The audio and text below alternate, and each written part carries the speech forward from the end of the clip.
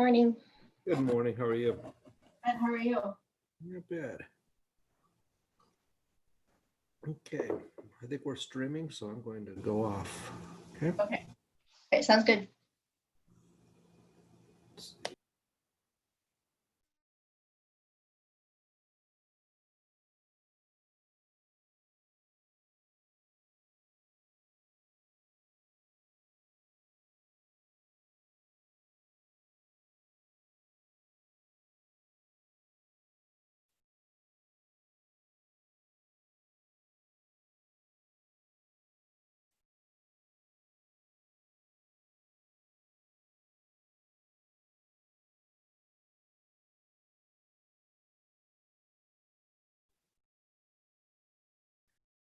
Good morning, Joe and Scott. Can you guys hear me?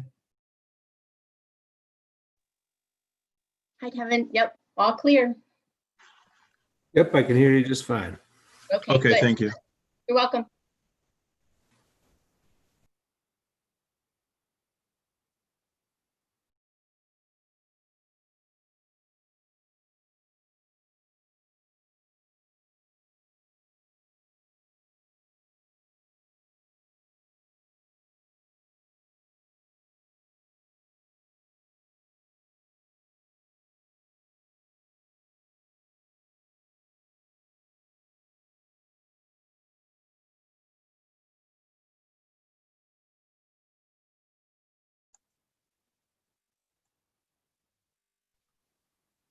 Hi, Dave.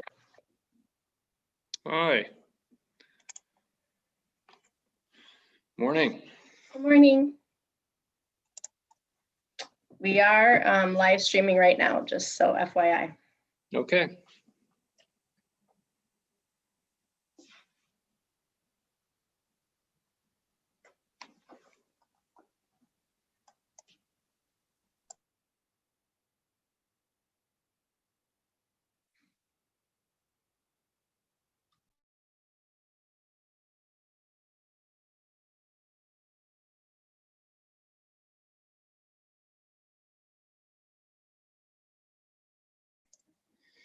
Are you wanting us to turn off our video during the board meeting? I think you're fine if you want to stay on video. I've asked senior staff unless they're speaking to mute the video and the audio, so Okay. it's your call.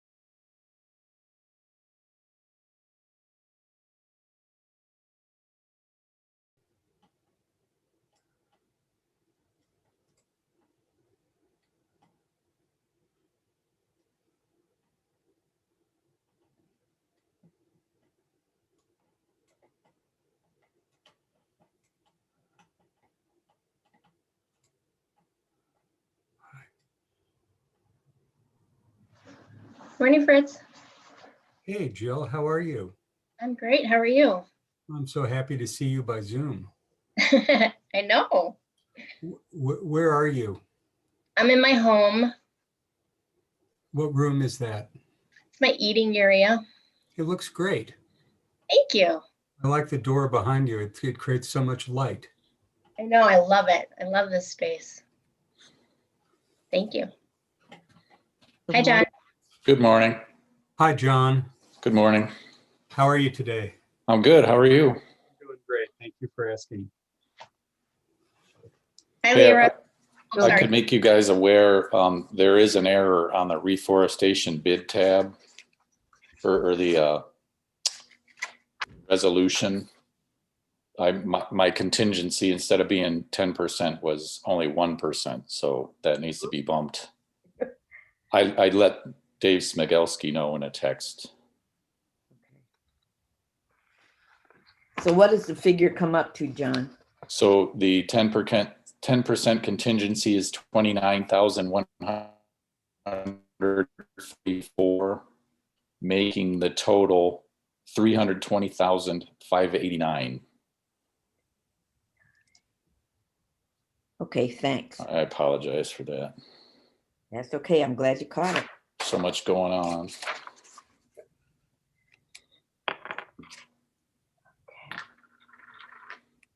So it's 29,144, not Yes. 2009-14. Yep. Yeah, okay. Thanks, John. Yep. Sorry for that. So when we get, are you going to create a replacement brief, or do you want to just amend this when we're discussing it? That'll be totally up to you guys. Okay. I can do whatever is asked.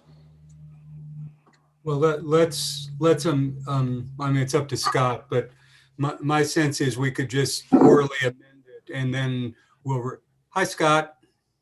Morning, everybody. How are you today?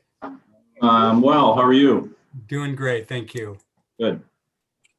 Scott, there's a small typographical error John pointed out in the brief bid not on the Reforestation.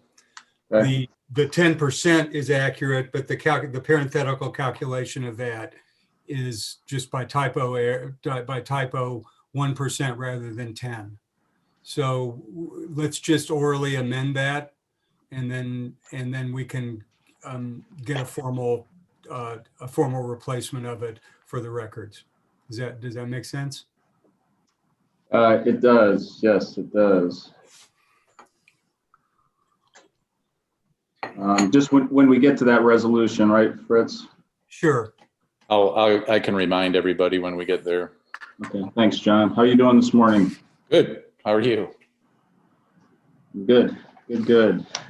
Lyra, good morning. Good morning. How are you? Wow, you are COVID camera ready today, Lyra. Oh, Mira, I love your shirt. Thank you. Yes. How do you like my new hair? It's wonderful. You're all dressed up for the day. I am. I said I have to come and represent. Lyra, you're creating an awfully high standard for the rest of us to try to meet, and Indeed. some of us, particularly me, could never meet it. So it's a little intimidating. I picked my very best leggings to wear for the day. So, you know. I'm impressed. Wonderful. Oh, Lordy. Happy 2021, everyone. Indeed. Yes. And hope Morning, everybody. everybody's healthy. Hi, Dave. He's muted. He doesn't want to say good morning. No, I'm under strict instructions from Jill to make sure I stay muted unless I'm speaking, Lyra. Oh, okay. Got it. Good job.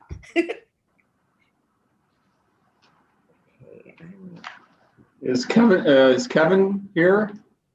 Not yet. I haven't seen him yet. He is. He's there. Yeah, he's on. I've been here for a while. I was the first one here waiting for you guys. Good morning, Kevin. Kevin? Good morning. I Well, I've think- heard it all. I've heard about the resolution. I've heard the best leggings. I've got a COVID smile comment. I'm not sure what's going on. We're a lively bunch this year. I guess we are.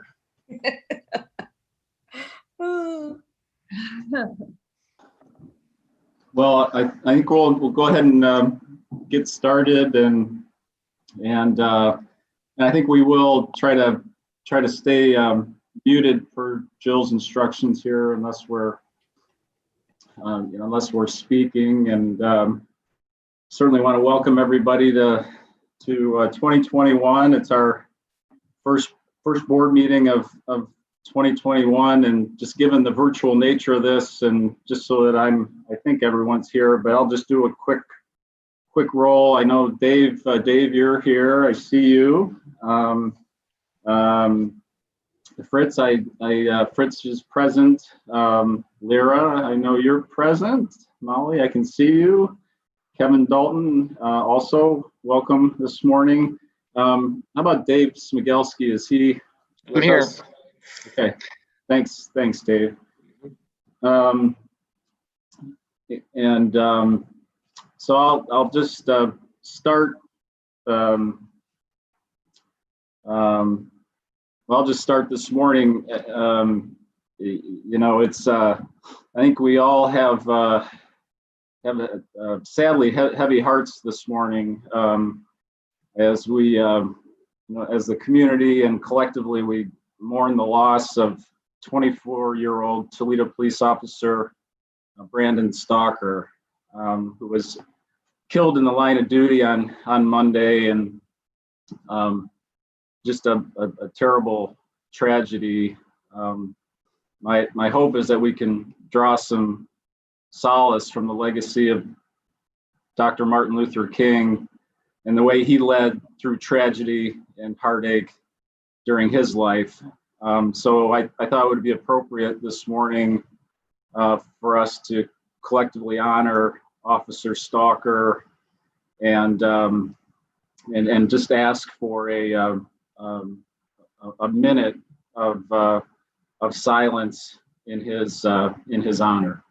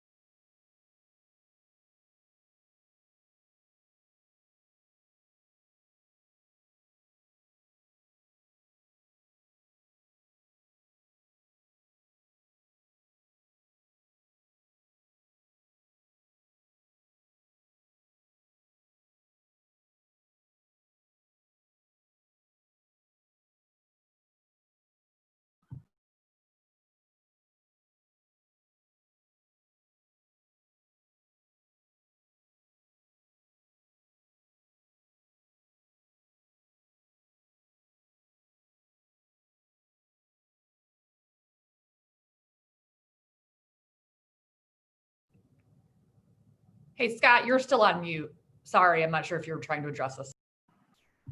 I'm sorry. May Officer Stalker rest in peace. Thank you, Molly. We'll move on to the Pledge of Allegiance now, please.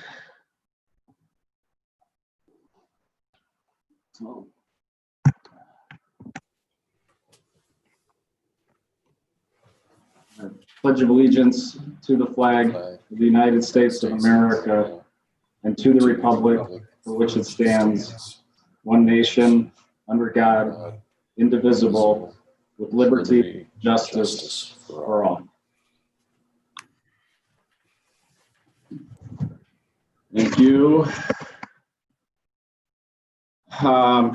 So we soldier on. 2021 is going to be a fantastic year, and as I think all of you know, we've rolled off our current 3-year strategic plan, and in keeping with our planning tradition, we're in the process of formulating the next 3-year strategic plan. Carrie Alexander, who is the head of strategic planning and business development, is on the agenda here today, and I'm just correcting myself that we did not pass the consent agenda, so I apologize for that. Are there any changes or additions to the agenda as it was distributed?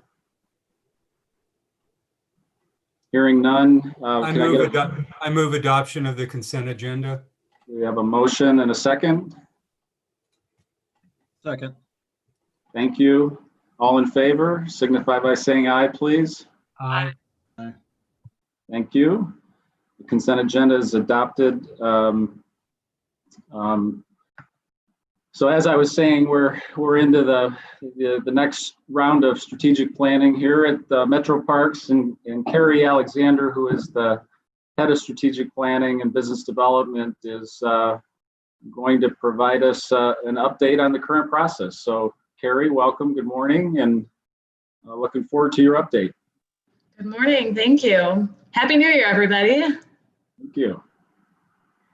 So today we're going to walk you through where we're at in the process. We are getting to the point where we're developing the details. So at this point, we wanted to pause, let you know how we've gotten here, have some discussion and feedback on if there are any additional steps we should be considering in the process before we get to our final set of goals. And lastly, we'll walk you through our draft strategic priorities and get some feedback, because actually later today, senior staff is reconvening to get some narrative around these goals and start to work on the action items associated with them. So perfect timing for the board meeting today. And feel free to jump in at any point. If you have questions, you don't need to hold them to the end, just jump in and we'll take your questions and feedback throughout. So like I said, we'll go through the process. You can kind of see the process on there. We'll go through the priorities, then I'll share next steps with you.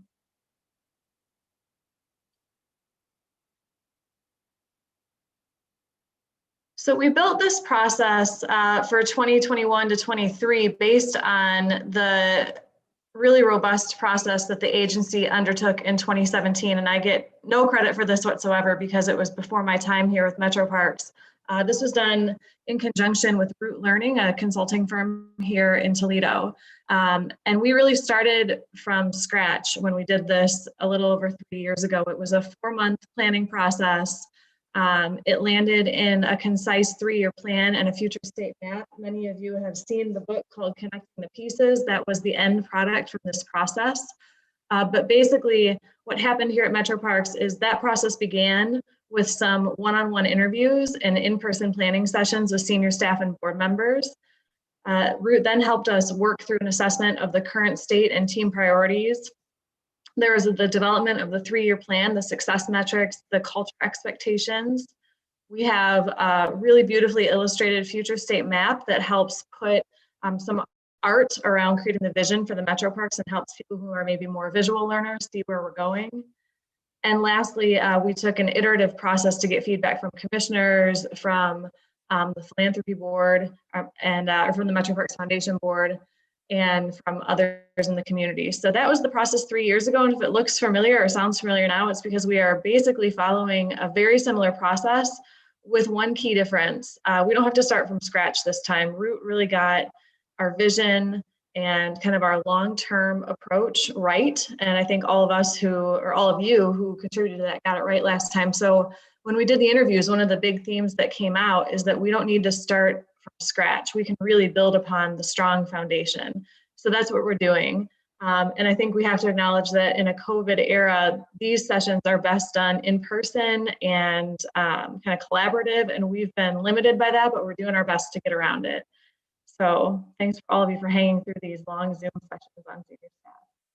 So any questions about the last process before we move into kind of what we've been doing for the last couple of months? Okay. So So this is the future state map that was developed the last time around. Hopefully it looks familiar, but that was one of the key outcomes of that planning process last time. You can see clean, safe, and natural. That really remains the same. And a lot of these things we've been talking through tweaks and updates, but really a lot of who we are hasn't changed, but where we're going and how we'll get there, that's what we're working through now. Last time around, we developed 7 strategic priorities to get us from the current state to the future state. This time around, these strategic priorities you'll see are very similar to what they were, with a couple of notable changes, and I'll walk you through what changed specifically, or what we're proposing will change. But this sort of served as the backbone of everything we did for the past 3 years. And what isn't in this presentation, but is in the book that all of you, I'm sure, have seen by now, is under each of these strategic priorities were a list of action items and desired outcomes. And so where we're at in the process today is we'd like your feedback on the new strategic priorities, because even later this afternoon, we're going to start to work through some of the action items and desired outcomes.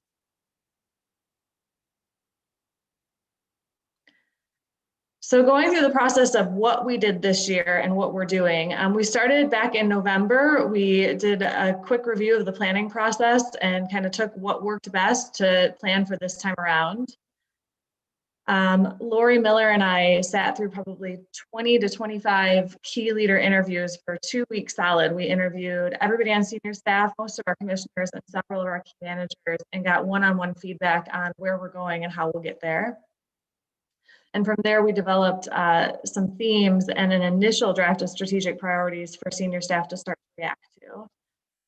We had a visioning meeting back in December. We gathered senior staff over Zoom and talked through the themes from the interviews, the current and future state alignment, and whether it's time to update our mission and vision. We just finished a staff survey. It closed on Friday. We wanted to gather feedback from staff on 5 key questions. And for each of these, I'll get into a little bit more detail if it seems that I'm rushing through. And again, today and last week, senior staff is reconvening to confirm the changes to the future state map, make sure that we're all aligned on future state priorities. We got there last week, so that's what we're presenting to you all today. And today, we will be assigning work groups to define the action items and the desired outcomes. So this work moves quickly. It's a lot of detail. Next steps, let me move your pictures so I can see what they are. Again, next steps, we're going to finalize the priorities.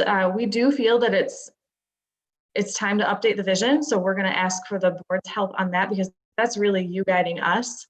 We'll finalize the future state map and the strategic plan document, meet with you in the next several weeks to give you a preview of it. And then it will be a board resolution, hopefully next month. From there, we'll roll it out to managers first, and then we'll take it to all staff. And it aligns nicely with Lori's goal planning process, where she supports each of the managers in meeting with their direct reports to set goals. And now we'll have a new strategic plan in time to help individuals connect to what we're all doing collectively. So I will, like I said, get into each of these things in a little bit more detail. But before I do, is there any questions, any feedback, any confusion about the process so far?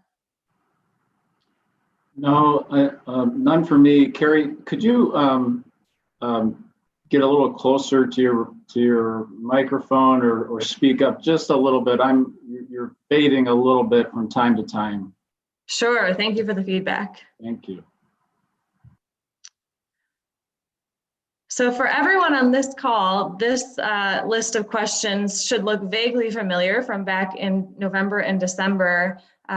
Lori and I did 90-minute interviews one-on-one with our senior staff, many managers, and commissioners. And so that this is a standalone document. We just wanted to throw the questions in here so that you could see what we talked about and what we asked. So it was really a broad stroke about what we're proud of, where we are today, where we need to go, what might get in our way, and what we need to prioritize. And what was really interesting about these interviews is after the first few, we started to get some really common themes. So that was good to see that even individually, there's some strength in how the group is thinking about this, and there's a lot of alignment on what we need to do. So that was a huge relief for me that we didn't start from everybody on different pages. There's of course nuance here, but it was good to get your one-on-one feedback. So for everybody who participated, thank you for that. If you didn't have a chance or you've thought of something new since then, be more than happy to spend more time with you individually. So feel free to reach out. The document that I sent you yesterday, by the way, was a summary of these themes from all of the interviews. So that really served as the basis for how we started to pull together what the new strategic priorities should be.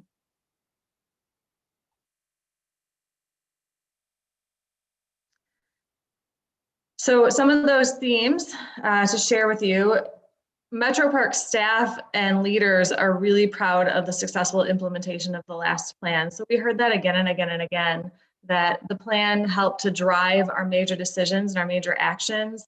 And by and large, people were really proud of the fact that we did what we set out to do. Looking to the next 3 years, there's a pretty strong consensus that Metroparks should be the leader driving our region's efforts to be the place where people want to live, work, and play, and serve not just as a regional leader, but as a national example for how you revitalize a city. So we've got some work to do there. There's been a lot of feedback from everybody about making sure that we balance our mission of clean, safe, and natural and the care of existing parks as we continue to grow. So to never lose focus on what we have and taking care of it to the highest levels. The third major theme was making sure that our staff are empowered, especially as it relates to capacity, how we're organized, culture, engagement, and training. So we've got a strong focus on that, you'll see in the strategic priorities. And lastly, we went back and forth on how to inform the strategy around the two ideas of conservation and equality. So those themes are woven throughout, but I hope that you'll see that this starts to become the basis for every decision we make and everything we do here at Metroparks, if it's not already. So any questions on these themes, or do these not resonate for you, or is it, if it's very different from kind of what you felt in your interview, I wanted to give you a couple moments for discussion and reflection here if you have anything to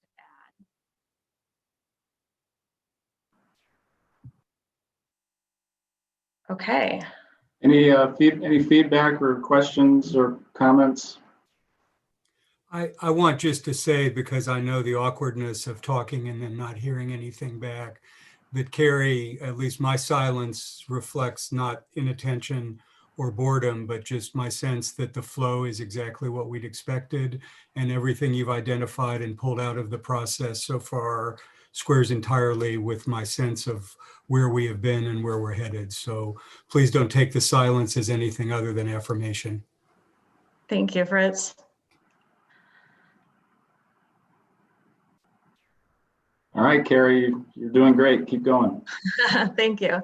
So then we got to the senior staff planning workshops, which we would have loved to do in person, but this was during the height of the COVID breakouts, kind of the highest caseloads, and we just didn't think, even gathering fewer than 10 people 6 feet apart, that it was wise to get us together. So senior staff suffered through 4-hour Zoom sessions, and I can't thank you all enough for doing that. And back in December was the first time we met. Like I said in my overview, we really went pretty detailed through the interview themes. We did relevancy checks to do similar to what I just did with all of you, but on a much more granular scale to make sure, does this resonate? Is this really a theme that we should prioritize? Kind of applying our subjective collective thinking to what we were told. We had a pretty candid discussion about the hard truths. I know that for some of us, it felt a little bit like a negative session, but it was really important for us to give people a safe space to speak their mind on what our barriers are, what our challenges are, and not just put on our rose-colored glasses and say everything's great when we know we've got some challenges. So that was some candid personal reflection, and I think it got us to a better place for having that honest discussion. We did start to look at the future map and identify some necessary updates. And last, we started to get feedback on the vision statement, which is later in this presentation. We met again after the holidays in January last week to further refine the changes to the future state map. We did a check back that is everything that we said in the last meeting still true? Did we miss anything? And then we spent most of the time making sure that we were all in agreement on what we'll present to you today as our suggestions for the strategic priorities for the next 3 years. Later today, we're going to work through the wording to summarize each of those strategic priorities, and then we'll identify leads or committees for each of them so that we can develop the action items and the metrics.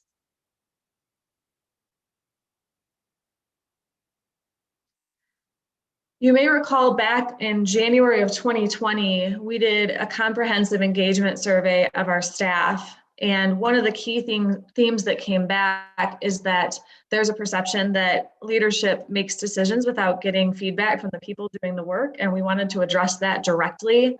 And as we were making decisions around strategy, we wanted to go back and get a lot of feedback from our staff. We debated for an hour one day how to do this most appropriately, and ultimately landed on starting with a survey in which we give our staff the option to put their names if they want us to follow up on any of their ideas or feedback. And from here, we are developing a plan for individual follow-ups just around the survey alone. But as it relates to strategy, we are taking this feedback seriously. And what's been interesting throughout the process is there are no themes that really are major outliers from when we did our leader or manager interviews or our senior staff workshops. So that felt good to us, that we're pretty aligned on what our opportunities are, and maybe more importantly, we're pretty aligned on what the challenges are for our staff and our community. So we feel appreciative that our staff took the time to respond yet again to the questions that we had for them. And we are at the point now where we are plugging this feedback directly in. So I think it's important to say that this wasn't a feel-good thing to do. This is feedback that we genuinely value and we're going to use. So the themes from the staff survey, you'll see align pretty closely with the themes throughout, and their points of pride are the new parks, connecting to new locations and giving people access to a park within 5 miles, especially as it relates to our underserved areas. So Manhattan Marsh and Glass City Metropark got a lot of points of pride in the survey. Our people are proud of the way that we steward natural resources in a number of different ways, but that was a pretty common theme. And our staff is still pretty excited about the fact that we won the NRPA Gold Award, which named us the top park district in the nation for the year. So some really good things to celebrate. They agree that we have some opportunities as it relates to diversity, equity, and inclusion, DEI. We know that we need to get some attention on staffing, training, and development. And as many of you may know, Lori Miller is in a new role there. We're doing some work in our HR employee services department to make sure that they're empowered to support our staff in the way that they want to be. So we are actually looking at some of this already and will continue to. And community engagement, now that we have parks in new areas that we haven't ever been in before, how do we engage those communities? And some of this feedback was interesting, that it wasn't just about the new parks, but it was about looking at how our world has changed in COVID and how people want to spend their free time, and how do we engage those communities who may be new or looking for different kinds of recreation opportunities. Our staff also is not blind to the challenges we face. We have been growing so quickly and will continue to do, and there is some concern around the pace and the sustainability of growth, and our staff was candid enough to let us know that they feel that too. As we grow, there's a recognition that our organizational structure and staffing will need to be looked at to address that growth. We have some opportunity for internal communication, and this was not as a knock on any of the communication that we do. We're really proud of our PR efforts, really proud of our formal internal communication efforts. This came more as we have opportunities to kind of let the left hand know what the right hand is doing. And so we'll be working on that. And lastly, the acknowledgement that as our park changes, our society changes around us too. And that creates maybe some threats or some real challenges with how do we respond to the world around us as it changes rapidly. So it was good to get this feedback. Again, nothing has really struck us as anything that was brand new or that we haven't heard. At the same time, we know that when staff takes the time to tell us how we feel, we have a responsibility and a duty to react to it and get back to them and incorporate what they've said. So we are doing that in the next couple of weeks.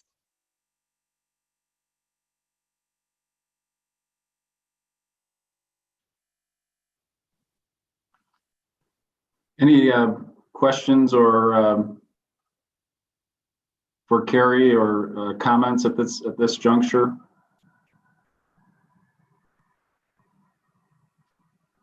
All right. You have our attention, Carrie. You're doing good. Thank Thank you, Scott. I appreciate, I will just say, I appreciate the candidness of your presentation thus far. It's good to hear what people are really thinking and saying, and will really help inform the planning. So thank you for that. Yeah, well, we appreciate our staff being so candid and brave and sharing pretty honest comments. So I agree.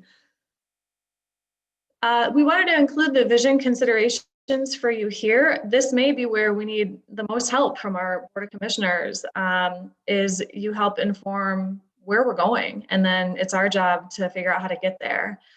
So from the interviews and then a lot of the time in the senior staff workshops, we kind of worked through what we see as some directional feedback for the vision, but certainly look to you to help us refine this and get it to the right place that it needs to be.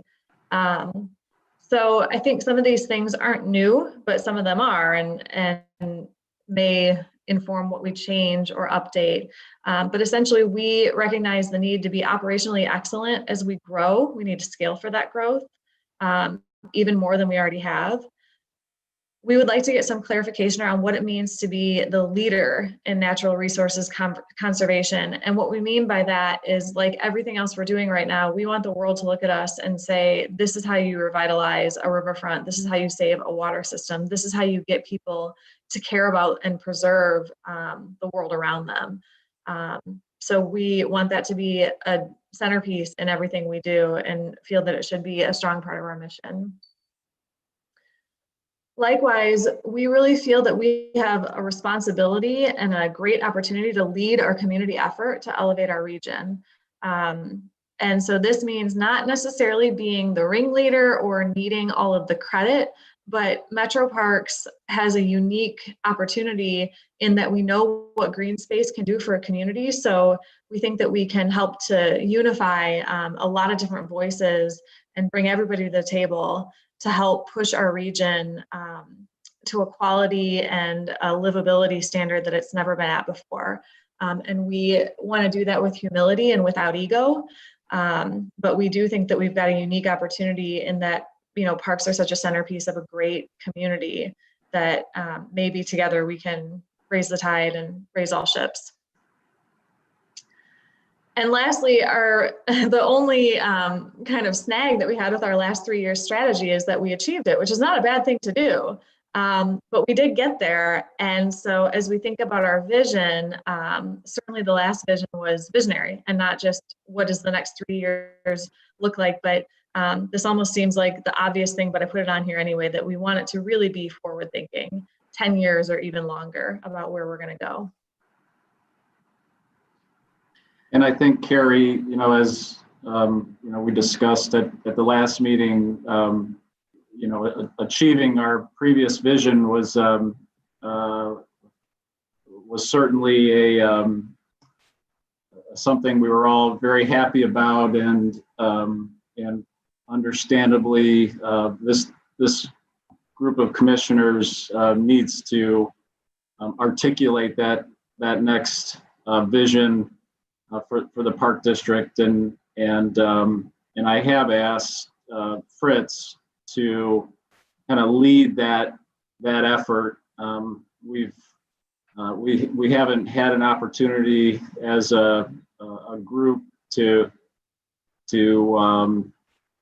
advance anything that is we're prepared to discuss today or present today, but I would ask Fritz if you could just to take a minute or two and just update us on the process that you see coming up with this the next vision. Yeah, I'm happy to do so. And it's true that Scott raised this issue with me some time ago.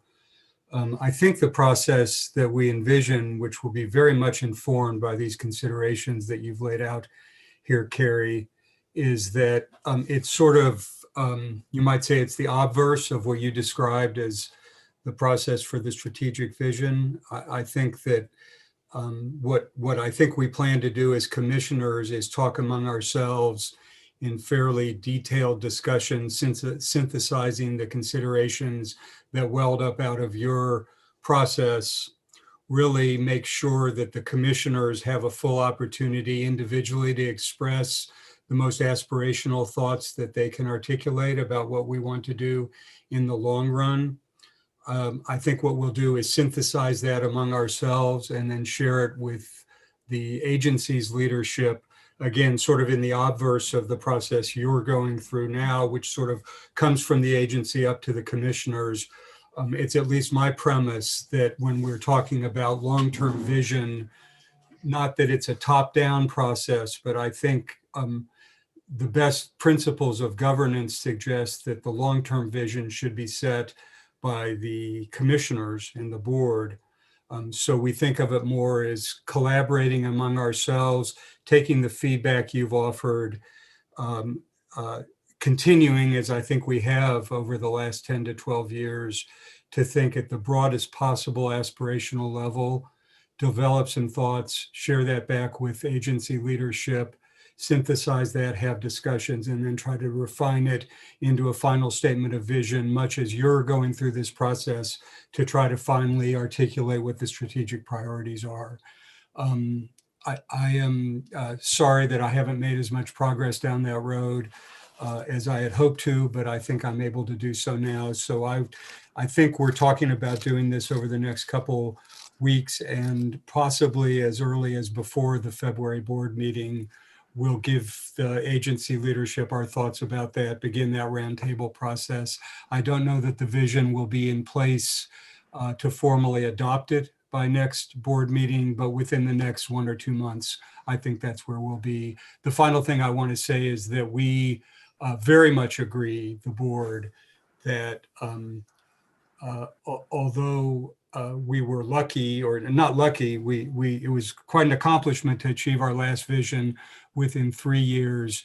The best thinking, in my sense of governance, is a much longer horizon for that. So I do think we're thinking about what will the 20s look like, and by 2030, what do we want to have accomplished for the desired future state of the park. So I'm not sure that was a very coherent answer, Scott, but that's my sense of the process that you've asked me to undertake. And we're still in the first steps of that, but it is a process that I think will lead to the creation of a vision of which everybody at the board and throughout the agency can be very proud. Great, great. Thank you.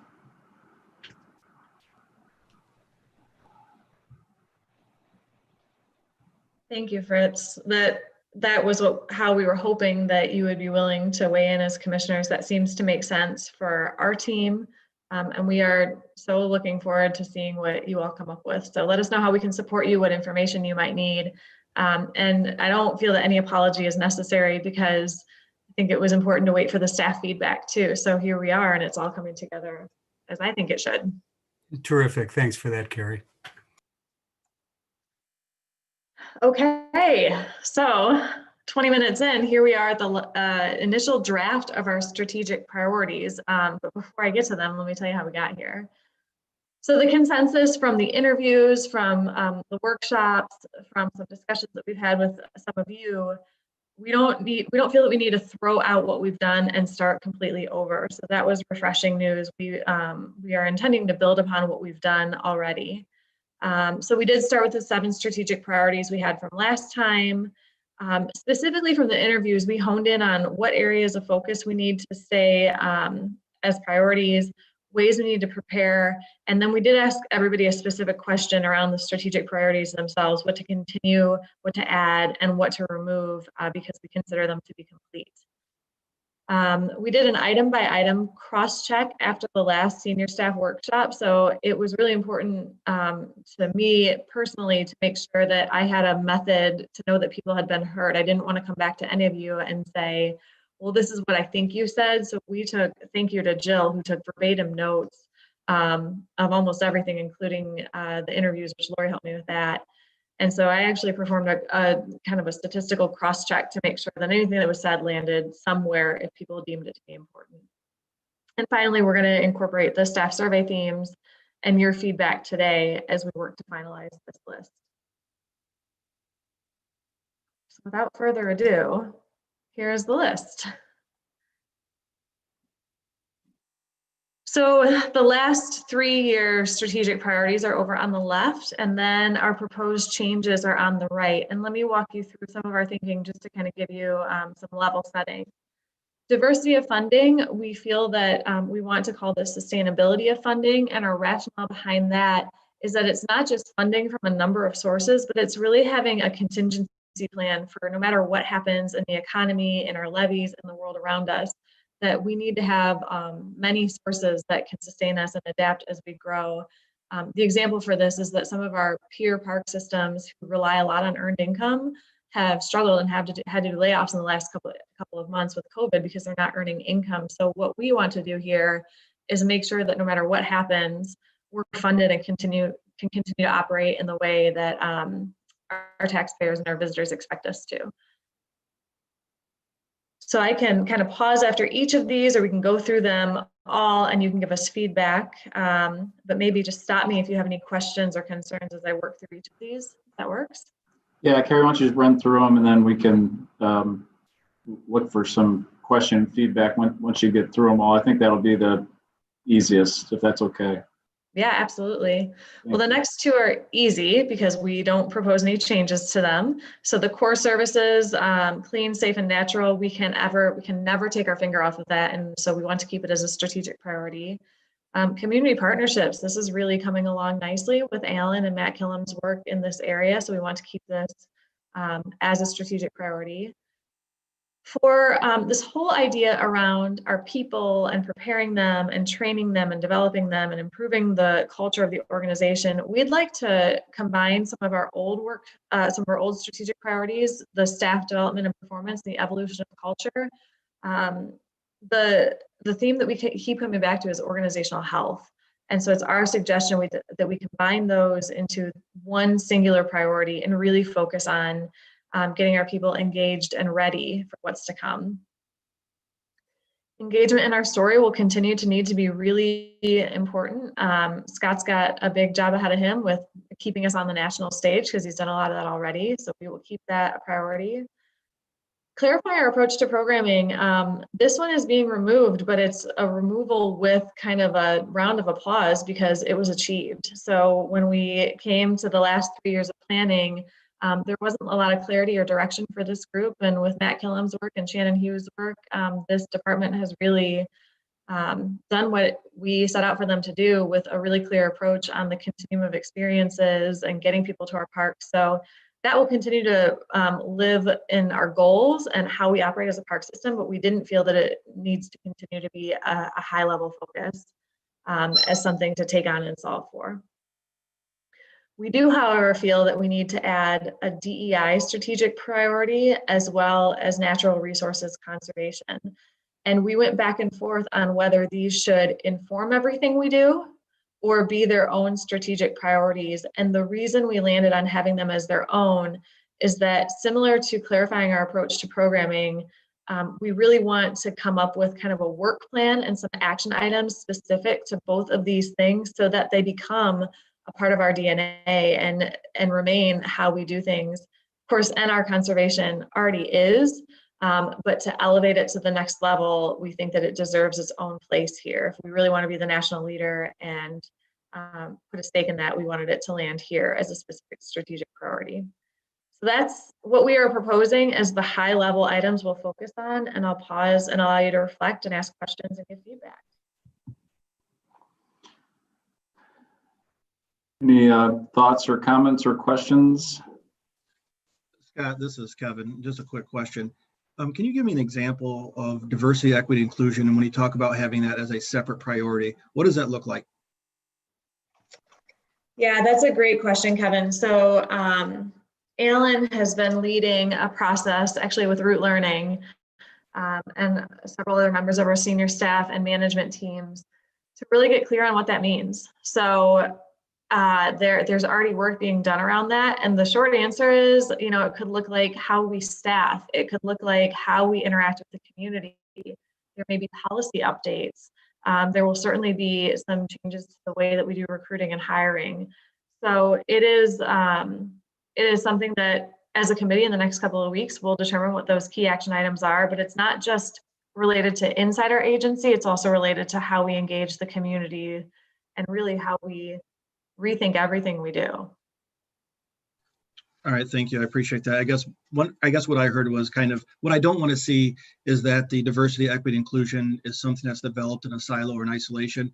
I do want to make sure that as the policies are created and developed, that it's really entrenched throughout the entire organization, and that there's those items and those concerns and priorities are given thought when we're making every decision, especially when we're talking about the community partnerships and the staff development and the performance when we talk about the evolution of the culture of the organization. Yeah. Oh, sorry. If I can just, I want to piggyback on what you said, Kevin. I feel the same way. And I actually had a separate conversation with Carrie yesterday, and I kind of had those same sentiments. And I think that I believe that us as a board recognize that this has to run through every single one of these priorities, that it's not a siloed thing.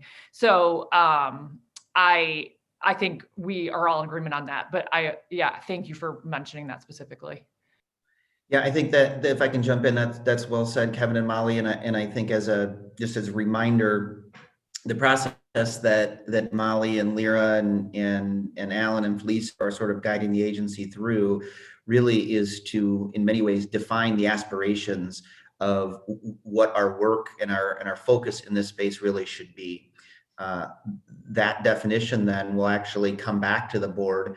And I imagine we'll have very specific conversations about this, what this looks like, but really to start to use that definition and to start us down this new path, there will be, a new board policy, which will really govern everything we do organizationally. And I think to your point, Kevin, early on when we first started talking about this, we kind of created the analogy of the work that we started years ago with the Ability Center and how today, sort of working with and partnering with and ensuring that all of our programs and parks are able to be used by the disability community, and that level of thinking is just embedded in the DNA of our agency. That type of thinking was really the analogy that we created for what a new focus and a real focus would look like for kind of a new commitment to DEI. I'd like to make a comment on this. I don't disagree that pursuing diversity, equity, and inclusion is a priority of our agency. And to that extent, I'm comfortable with considering it a strategic priority, but consistent with what I think the people who just spoke have said, more fundamentally, our commitment to diversity, equity, and inclusion is a core and certainly one of the core values of the agency. What I envision our doing and our reflecting both in the articulation of these priorities and the identification of periodic goals that we identify in pursuit of those priorities is that we will articulate in our policy and in everything we do that the value of diversity, equity, inclusion suffuses everything we do internally as an agency: recruitment, training, strategic priorities for staff development. It will infuse how we pursue the strategic community partnerships, which are another strategic priority. And it will be a center place of how we present our agency and its values to the community, to the region, and the nation. So again, I'm not opposed to it being a strategic priority, but it is not a strategy, it is a core value. Thanks, Fritz. Lyra, I guess from your perspective and Molly, leading our the process you're leading, do you have any comments at this point in the process? I think I can agree with all that's been said in terms of it being our core value. I think one of the issues that we were facing is the fact that perhaps it has not been addressed as readily as it should. And that's why we really need to make sure that it is a part of everything thing that we are doing in the agency. Thanks, Lara. I think, yeah, thanks. I agree with that. I would say that from a process standpoint, it's a funny timing because we have been working through a process where mostly so far it's just been listening and trying to understand what our starting point is.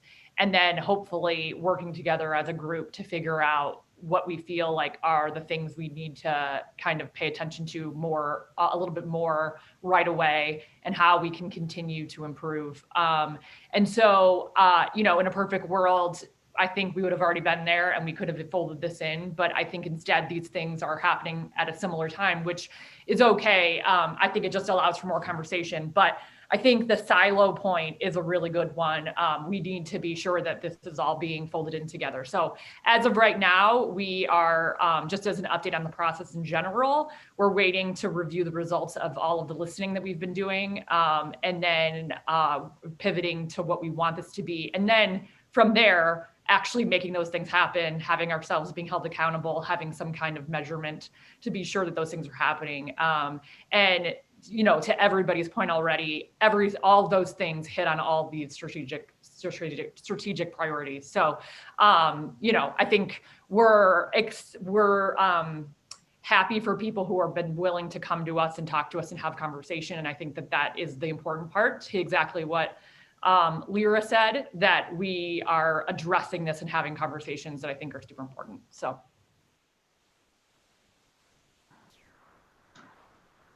I appreciate everybody weighing in, and I think you know, I think it's pretty clear, Carrie. You know, as you know, you advance this conversation with the senior staff. I think the input's pretty consistent and clear, and the board is aligned. So are there any additional clarifications or questions you need from us at this point? Scott, may I make a couple other comments? If I don't want to bog us down, but there are a couple other things about this that are salient to me that I'd like to comment on. Please. This, again, Carrie, as I said earlier, the process that you've led us through here has been terrific in all ways, I think. Taking a comprehensive look at where we have been and where we want to be in terms of the longer range vision, which we will be articulating, and also modifying our strategic priorities. I think it speaks well to our past process and also your focus on this process, that we're not undertaking a wholesale replacement of our past strategic priorities with new ones. So I think this work is terrific, and it speaks well to you as the leader of that work and to the agency. So thank you for all the work you've done. A couple things strike me about these strategic priorities, and these are not things I want to change, but I just want to give you my feedback as we move toward finalizing this. In the area of core services, I think labeling that strategic priority as maintaining our core services is fine and makes sense. It has worked for us. But I think there's an emerging sense among the board and also among the leadership of the agency that standing at the center of our core services is the concept that our services should reflect our mission, our reason for existing. And going back to the board meeting several months ago, when Tim Sheeter brought to everyone's attention that going back historically in our agency, preservation and conservation have stood at the center of our reason for existing. I think as we change and evolve and develop strategic partnerships and think more broadly about how we connect with the community, we need to keep in mind that the operative verb and the operative predicate verbal phrase in our mission is that our mission is to conserve the region's natural resources. So I like and have always liked the idea that clean, safe, and natural stands as one of our main slogans. It's almost to the point that it's a logo or a branding statement. But particularly as we change our presence in the community and develop all the activities that we're placing into our communities, think about deepening our commitment to the community. I think it's well that we recognize that when we talk about core services, that is integrally related with our primary mission, which is the conservation of the region's natural resources. The rest of the mission statement talks about how we do that. But again, the operative phrase is conserve the region's natural resources. So I think that when we fill in these strategic priorities with specific activities, just as you say at the bottom of the strategic priorities, natural resources conservation, as is true with several of these strategic priorities, there's really a dynamic interrelationship among all of them. And I think it's imperative that we continue to define our core services as evolving or flowing from the concept of conservation. Second, I very much like the change on staff development and performance and evolution of culture into the renamed strategic priority of organizational health. What strikes me about that is that it will be very interesting to see how, to use the fashionable term, the metrics of health will be articulated. Of course, we all want a healthy organization, but what I at least look forward to is the process of how the agency identifies the particular annual objectives for that and how we will assess the health of the organization. And again, I think, as everybody has said, one of the primary hallmarks of that will be the extent to which our core value of diversity, equity, and inclusion surfaces in how we pursue and improve our organizational health. The final comment I want to make is the meaning of the phrase engagement in our story. I think our story is the cumulative narrative of how we pursue these strategic priorities, the extent to which our pursuit and accomplishment of those strategic priorities connect with our mission, our mission, and ultimately our vision. So I take from engagement in our story that it has to do with being clear, with refining what we do in the community, being clear in articulating what our core values are and what our reason for existence is, and how we intend to implement these priorities in furtherance of our vision, and then to communicate that to all of our constituencies in the community, our taxpayers, our park users and visitors, the strategic community partners with whom we ally. So I am very much in favor of having a strategic priority that is around the concept of communicating our story and engaging all of our constituents in it. But again, it strikes me that our story is not an independent priority, and I'm not saying this says that it is, but that our story is as I said, the cumulative narrative of everything we do in pursuit of our strategic priorities, our core values, our mission, and our vision. And the essence of this is clear and effective communication so that we continue to earn and enhance our place as the centerpiece of our region's prominence as a place to live, work, and visit. So none of those is intended as a criticism or even a proposal that we amend this, but just my reflections on the significance of the work you've done, and that this all beckons us to be better than we have been in the past, not to be complacent, and continue to strive for the highest aspiration, which will be reflected in our vision. So to conclude, Carrie, thanks to you and all the people in the agency who produced this very careful evaluation of the process that led to our existing strategic priorities and the excellent thinking behind these proposed updates. I'm tremendously excited by the work you've done and look forward to the rest of it. Thank you, Fritz, and thank you all for your kind words and feedback and debate. The couple of things I wanted to clarify, and I think we're here, but the questions that remain for me would be whether any of these are extraneous or unnecessary or should be reworked, and if we're missing anything. And based on the discussion that we've had, it feels to me like we've got consensus from you, but let me pause and allow confirmation or for further discussion if there's anything here that you'd like us to reconsider, change, add, or remove. Lyra, you're on off mute, so I want to make sure everyone's weighing in. Did you have?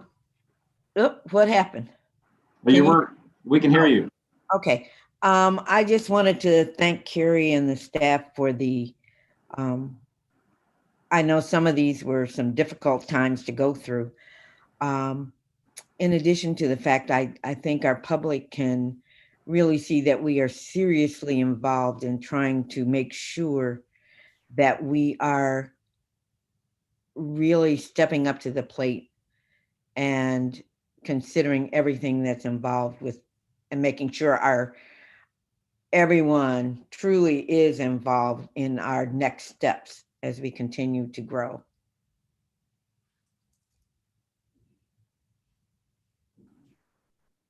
Molly or Kevin, anything additional? No, I think the list in itself is comprehensive as it is, but and tie that with Fritz's previous comments, I think that brings it all together from the mission all the way down to the priorities that will create the foundation and keep the organization moving forward. Mm-hmm.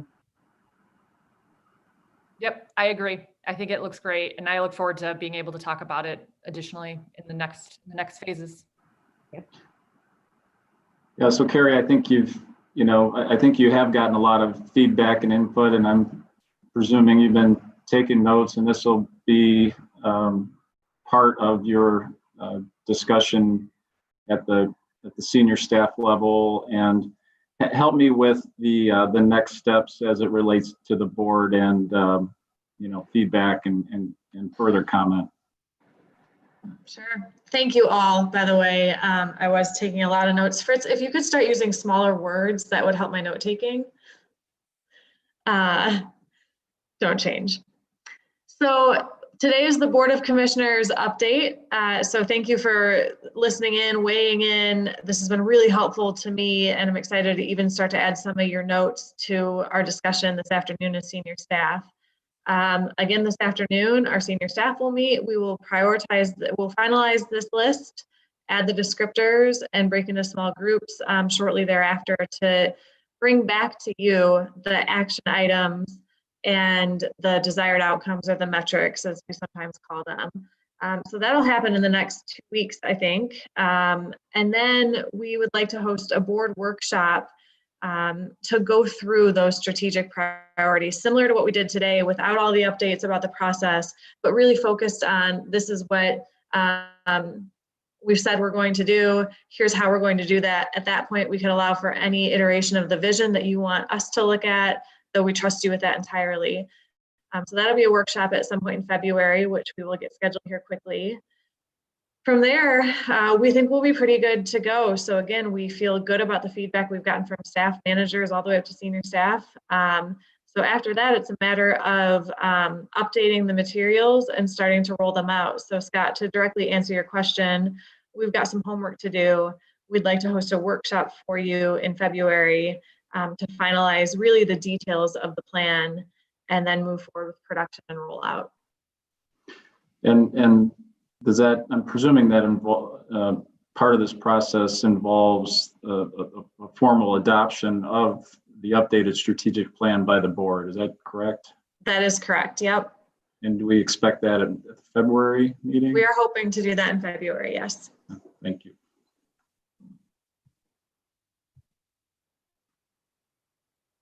So that's everything so far. Thank you all for your input, for your feedback. This really helps to guide where we go. So I am frankly just the listener in this process, and have a lot of really smart people all around the agency helping to make sure we get where we want to go. So thanks to everybody on our team, and thanks to all of you. No, thank you. I think you can tell. I mean, it's pretty rare for this board to take an hour of a board meeting to focus on one topic. So I think that speaks to and reflects the importance that the board and the seriousness with which the board takes the great work that you're doing and the team is doing. So I appreciate the engagement, and I think we understand how important. I mean, this really does set the stage for the next 3 years, and with the update of the vision statement well beyond. So we're grateful for everything that's been done to date, and look forward to finishing it in a way that resonates with the community and both and staff and all of our great partners. So keep us posted, and we're happy to support you in any way we can. Thank you. And so we're going to move along, if that's okay, to the treasurer's report. Matt, I'm presuming you're out there in the ether somewhere. Yes, good morning. Thank you. Just had to find myself on Zoom here. Good morning. Morning.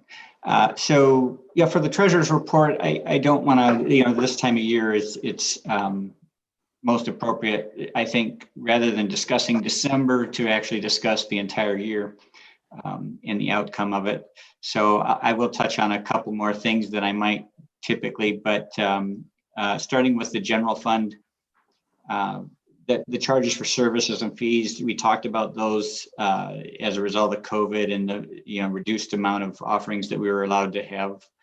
And that did finish at 25% behind budget, which we expected all along this year, but the final number was 25. The other revenue category was well ahead of budget, and we discussed that last month, I believe, and that was a function of the workman's comp refunds. Two of those came in, 105,000 and 155,000, so $260,000 in additional revenue there, which works out quite well in offsetting some of that other sales revenue. And then also in sales was the kayak revenue. That sales category finished way ahead of what we anticipated. And that was a function of the excellent performance of the kayak concessions this year. Not a huge amount of money, but a really large percentage over projection. And so it's great to see that folks were getting out and taking advantage of that.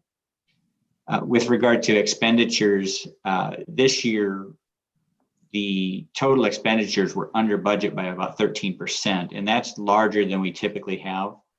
And there's a unique situation, and I actually talk about this often, and that is the planning expense. Contract services for planning for park development really can influence this a lot, and I'm actually changing for 2021. I've changed the way we do this, but we're at 13% under budget. However, we have about $1 million, about 500,000 encumbered and 500,000 yet to be encumbered for planning expenses that were planned and are in process, but they weren't paid in 2020. If we remove that single line item, then we come in at 8% under budget, and that is right on target where we typically trend in the 8 to 10% under budget for our expenses, right where we want to be. The salaries, I'm always talking about 4 to 5% salaries. That's precisely where we were this year at 4%. So Everything came in as we expected, and that effect of the contract services really it skews our operational budget.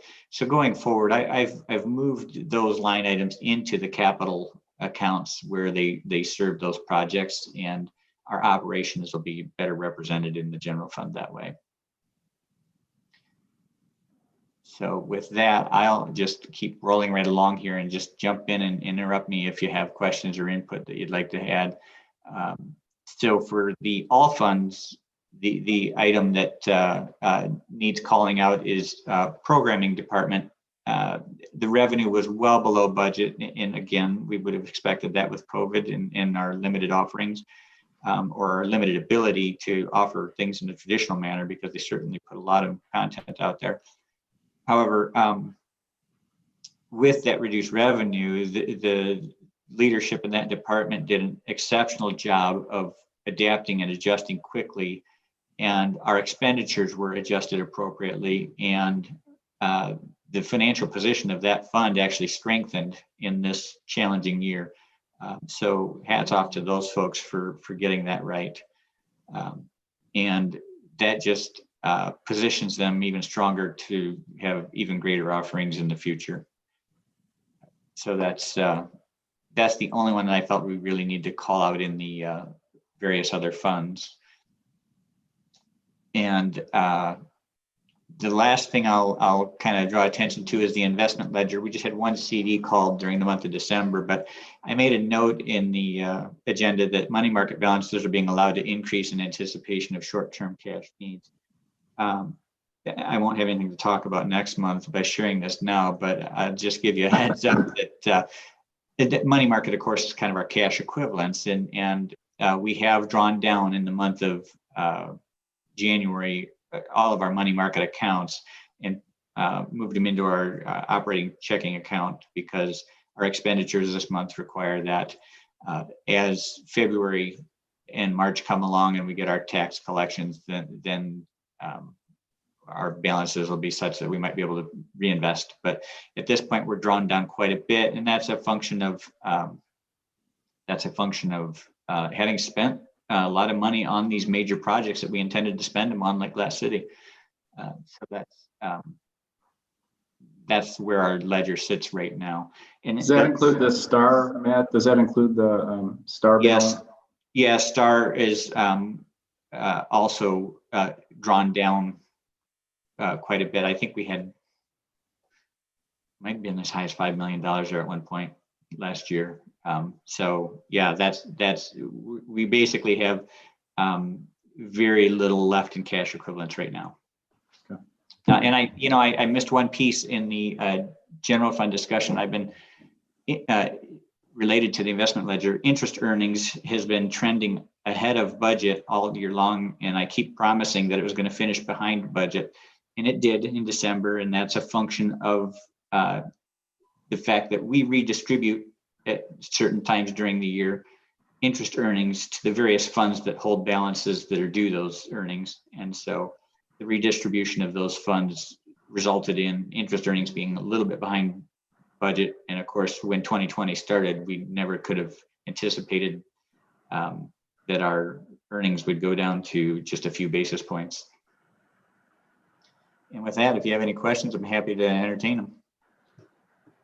Any questions for Matt? Scott, I don't have a question, but I do have a comment that I'd like to make. Great.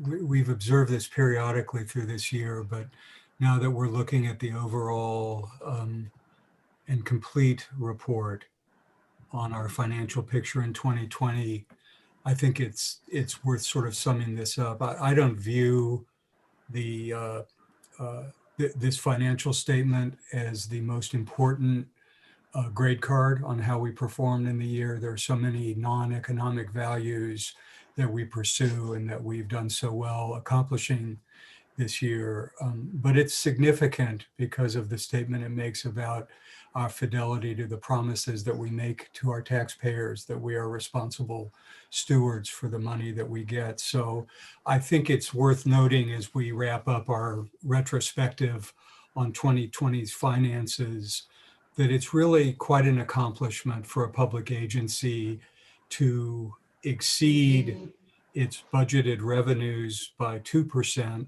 in a year blighted by the COVID, and to be under expenditures by 13%, the net result of which is that our excess of revenues over expenditures is more than 3 times what we had budgeted. So to you, Matt, as the person who has primary responsibility for tracking these things, and to all of the people who have participated in accomplishing our objectives so effectively and efficiently, I think one final thank you for a remarkable performance in 2020 is called out by this report. So thanks to you, Matt, and thanks to everybody who made this possible.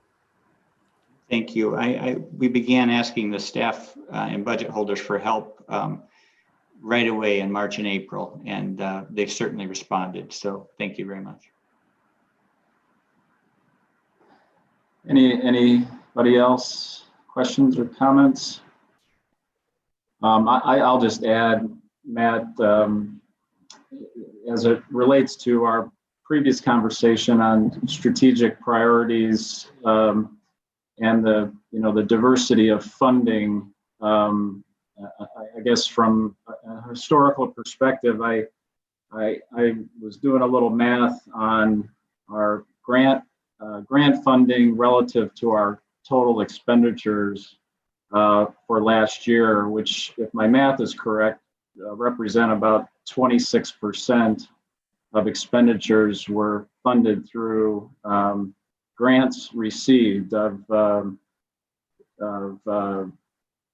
about $9 million, and that is it's a significant number, and it's a significant percentage relative to where the agency has historically garnered grant funding. So again, congratulations to the team that goes out and secures those grants and have made it a larger priority and have been successful on behalf of the community and the local taxpayer whose dollar is being, to use an overly used term, leveraged in a very good, positive way. So I just congratulate everybody who has made that that idea a number of years ago really become a significant part of our funding, and I expect will carry on going forward. So thank you. Thanks. And those that really make that happen, obviously just heard your words as well. Yeah, it's not lost on, certainly not lost on me or us or the community. It's a real point of pride and intention that has become a reality. So, which is why the strategic planning that we're doing currently just needs everybody's input, feedback, candid feedback, and support when we all agree on what that strategic plan ends up being. And so I'm hopeful we can all get behind what tumbles out of the process.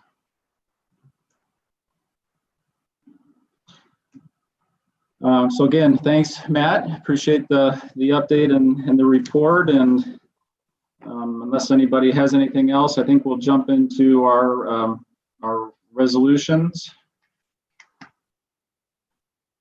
Hearing no objection, I will consider resolution, our first resolution, 1-21, which is the approval of supplement and amendment to the 2021 Certificate of Estimated Resources and Appropriations Measure. Matt, any comment on this?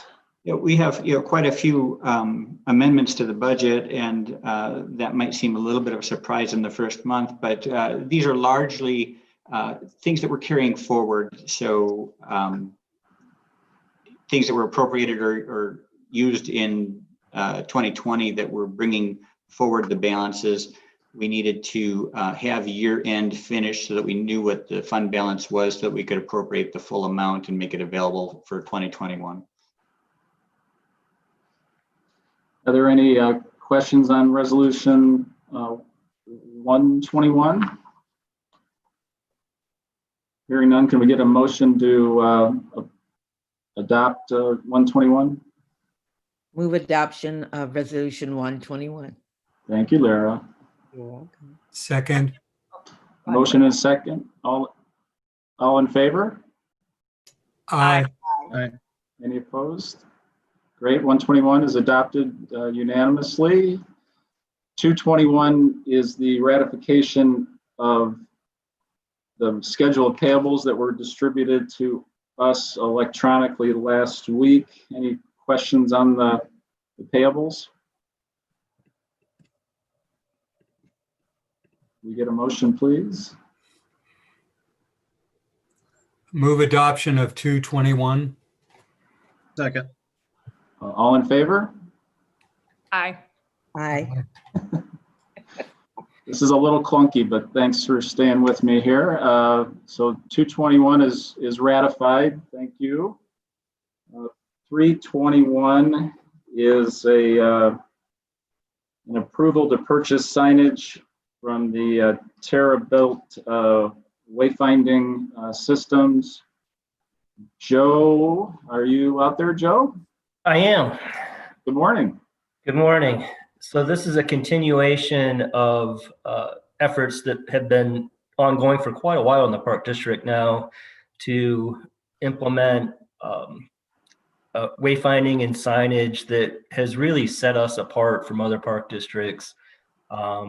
The level of detail that goes into the planning and implementation of these signs and trail markers has really set us apart. And I regularly get phone calls from other park districts asking, where do you go for your signage? It's wonderful. So it's a fairly large expense request, but it does get spread across the entire park district, including our new parks. So the request today is to continue the implementation of this world-class wayfinding system. Great. Questions for Joe on this resolution? I think we all agree it's I guess how long ago did we first start the overhaul of the signage in the district? Has it been 4 or 5 years? Yeah, let me pull up the brief here. I think it was 2011. Okay. So been quite a while. Yeah. It's great. Well, I think we're all aligned in continuing on with the excellence that the signage from this organization brings to the Park District. Can we get a motion to approve Resolution 321, please? I move adoption resolution 321. Thanks, Kevin. Second. Lyra, thank you. All in favor? Aye. Aye. Great. 321 is adopted unanimously. Joe, don't go anywhere because you're on 421. I'm sorry, 421, which is the authorization of a service agreement with the Downtown Toledo Development Corporation. I really enjoyed the brief, and if you could be so kind to just comment though on your sense of this this partnership that's been going on for a number of years now. Sure. It really has been a valuable partnership to us. When we opened Middle Grounds Metro Park, we weren't exactly sure what to expect. And partnering with someone who was very familiar with the workings of downtown allowed us to integrate that park into downtown very seamlessly. So not only do they help with some visibility at the park, but they also work with us to let us know, here are some things going on downtown that you need to be aware of. Here's some ways that you can integrate your park operations into the happenings downtown. So it really is a valuable partnership to us. So when we started talking about Glass City and how to operate that park, it was natural that we would look to this partnership to help us on that side of the river as well.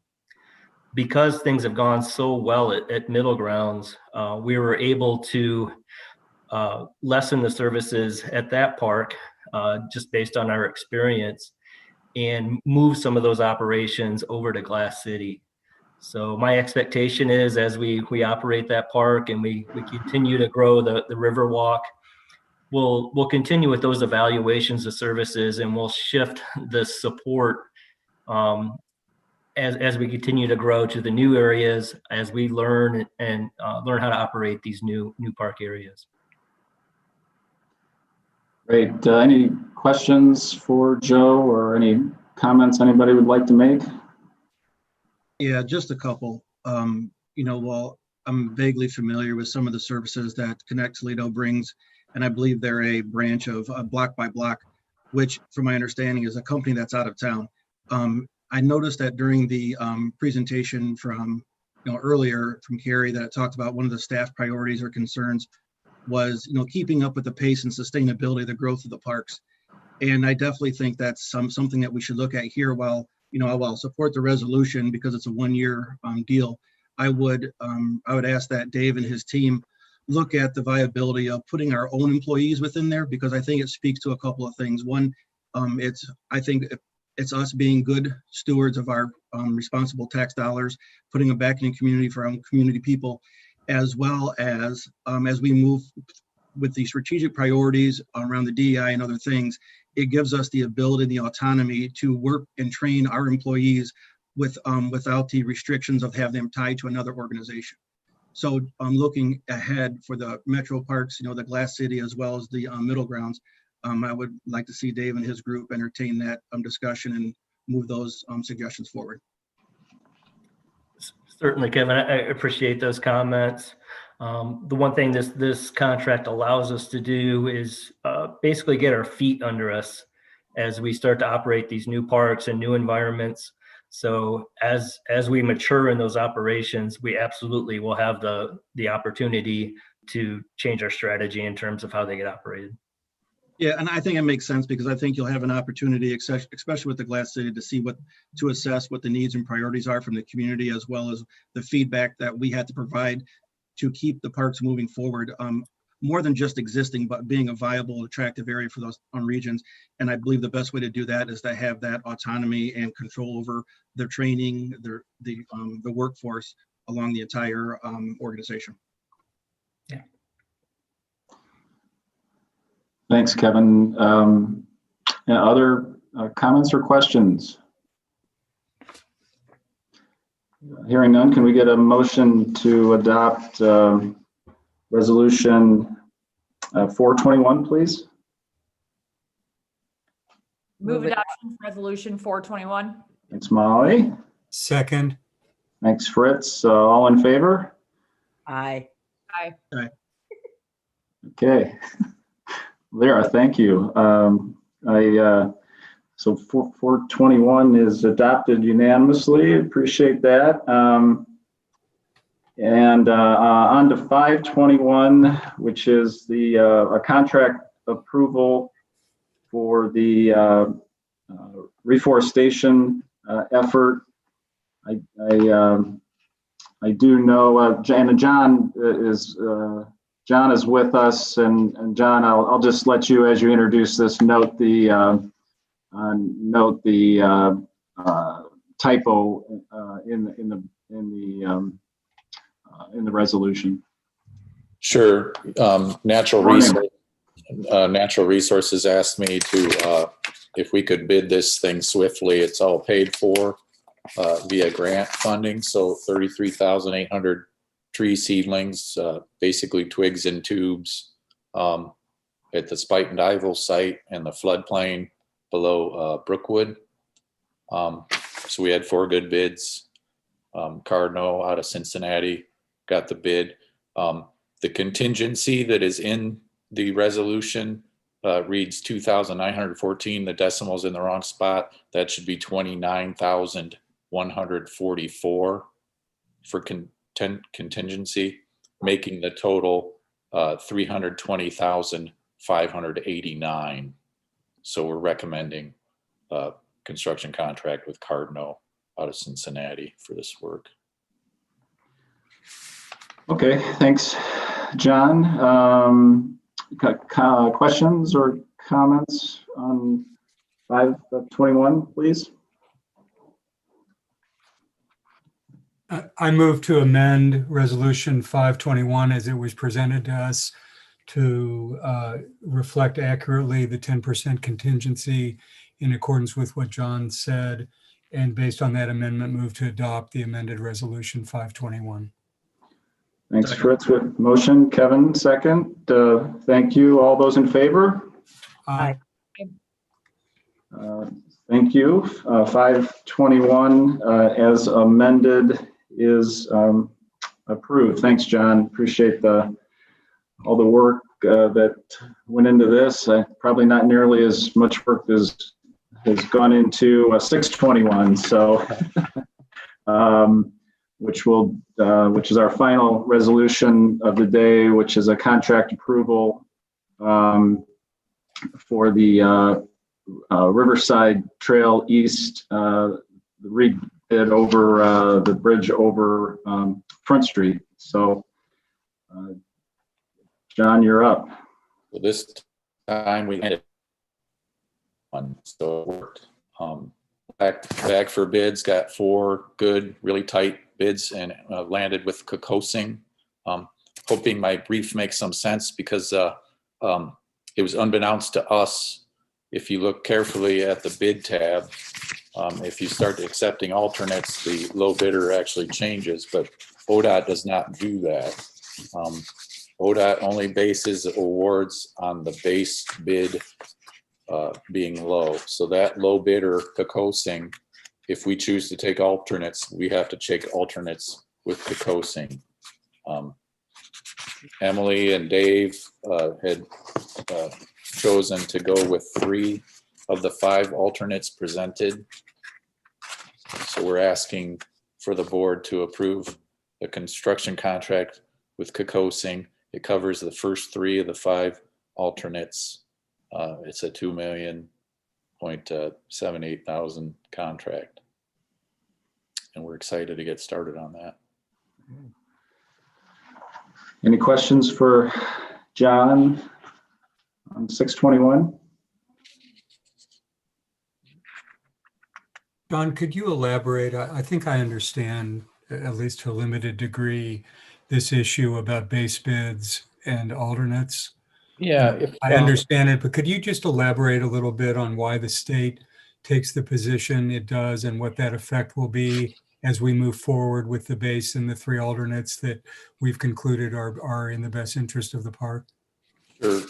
The state is very much interested in making award every chance they get, as opposed to going back out.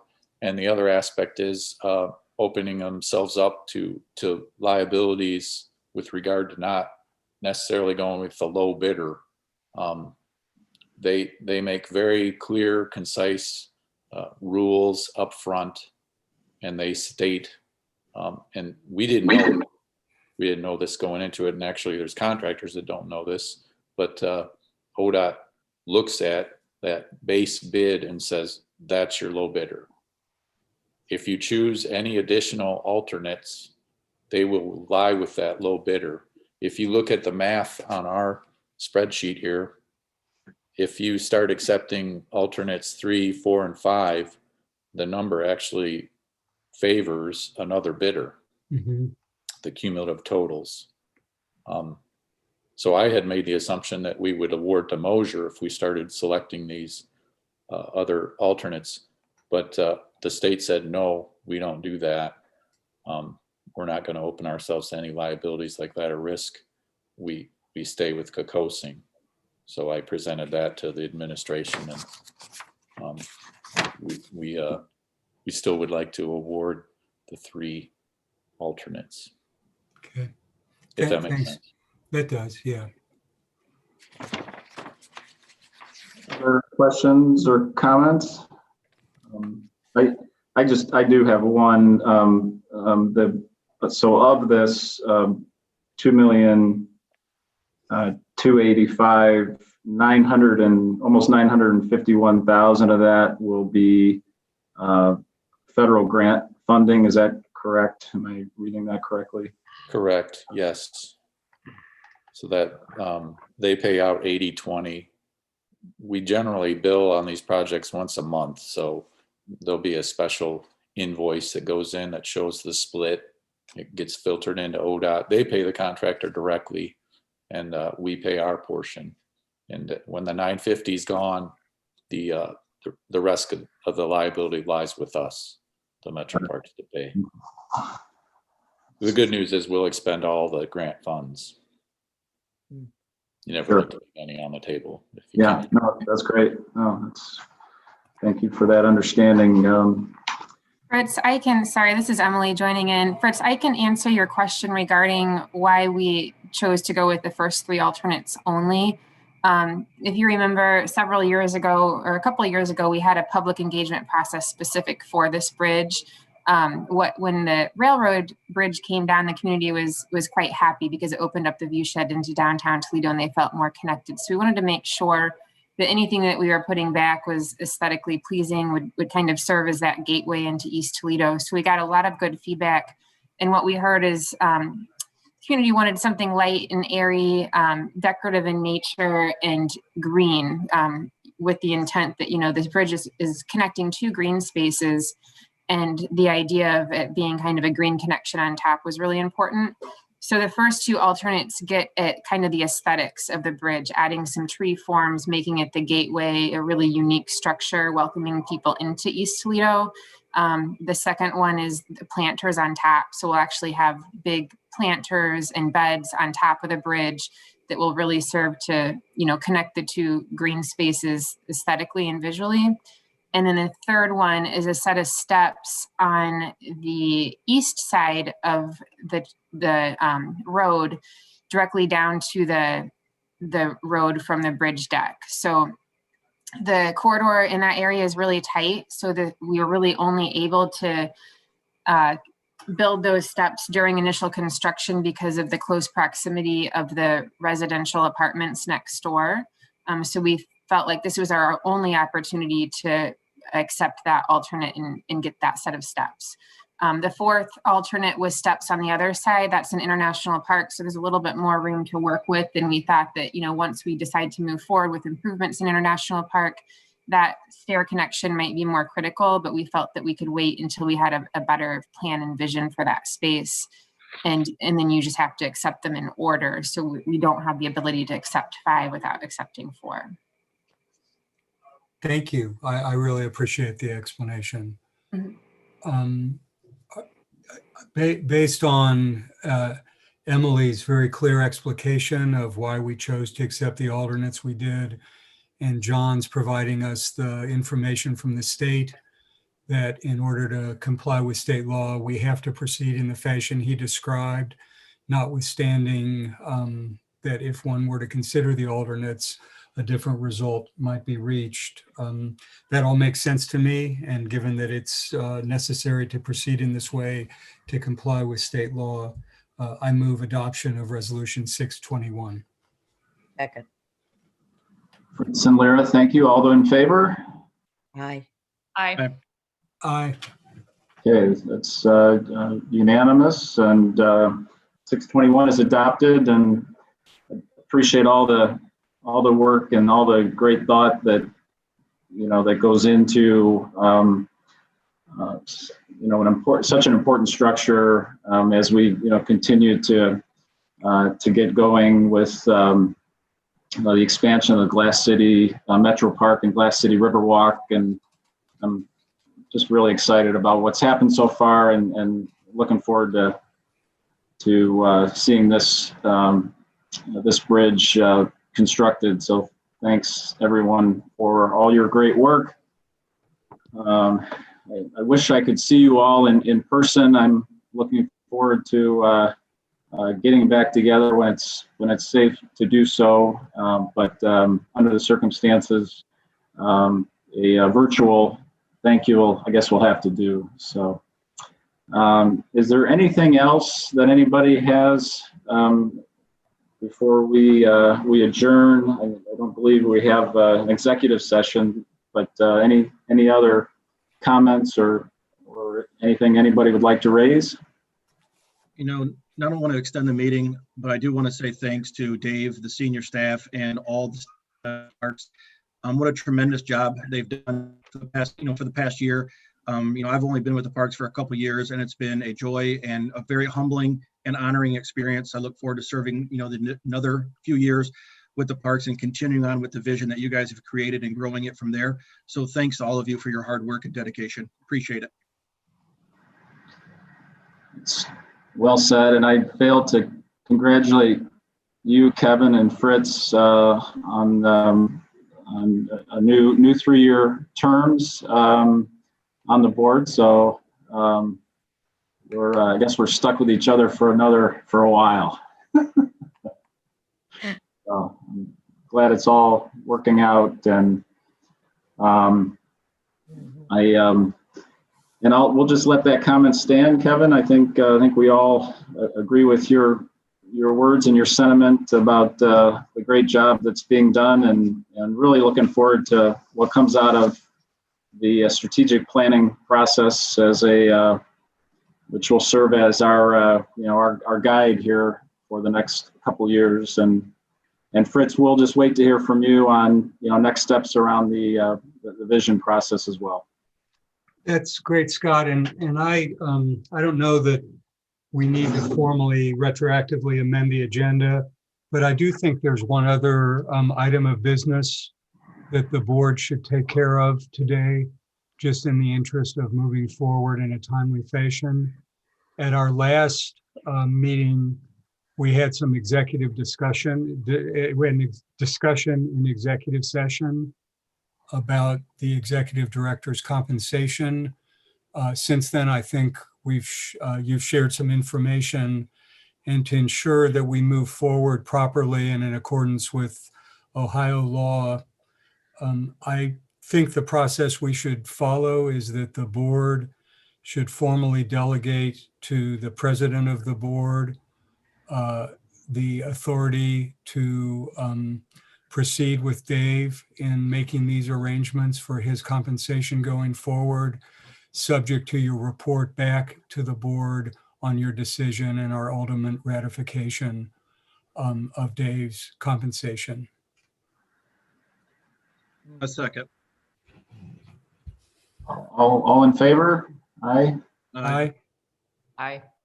Okay. Thank you, Fritz. Good catch. And I will make that part of my report at our next meeting. Okay. Thank you for taking the lead on that, Scott. Happy to do it. And well, great. And I think that covers everything that I'm aware of. And if we could entertain a motion to adjourn, we'll all get on about our day. So moved. Thanks, Kevin. Second. Thanks, Molly. All righty. Thanks, All right. thanks everyone. Stay Good safe. seeing everybody, and hopefully see you in the non-virtual realm here soon. All right. Day, everyone. Stay safe, everyone.